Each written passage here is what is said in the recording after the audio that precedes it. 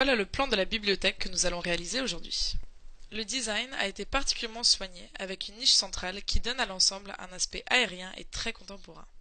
L'absence de symétrie et le léger décalage de profondeur donnent à la bibliothèque une petite touche d'élégance. On commence par tracer l'empreinte du meuble sur le mur. Le tracé permet de bien visualiser les proportions de la bibliothèque et de corriger le dessin si nécessaire. On perce le mur sur lequel on vient visser les montants métalliques. Les montants sont des montants standards pour cloisons en plaque de plâtre. Les montants pour la niche centrale sont fixés sur le côté le plus étroit afin d'obtenir une épaisseur plus faible. Des petits morceaux de rail ont été sertis pour créer une surface d'appui pour les plaques de parement. Le premier niveau d'étagère sera surélevé pour laisser la place pour une plinthe.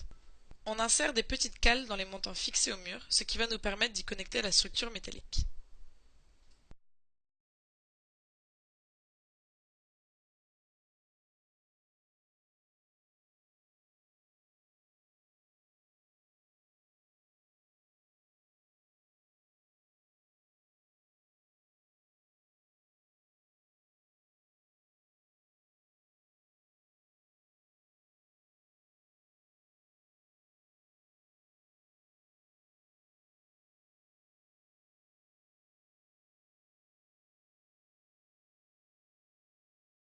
Ensuite, on monte l'ossature métallique du premier niveau d'étagère, tel un jeu de construction, avec les cales Kinook et des montants coupés aux dimensions désirées.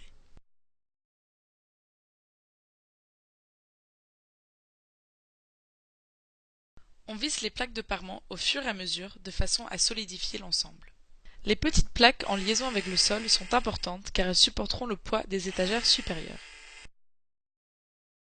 Lors du montage, les montants peuvent bouger dans les cales Kinook, ce qui permet d'ajuster très précisément la structure afin d'obtenir un assemblage parfaitement de niveau et de bien se positionner avant de visser les plaques de parement. On fixe les plaques de parement au fur et à mesure. C'est important de bien les couper aux bonnes dimensions car ce sont elles qui donnent le bon positionnement de l'ensemble. Ici on a utilisé des panneaux en bois de pin, ce qui nous permettra d'y insérer des taquets pour étagères réglables.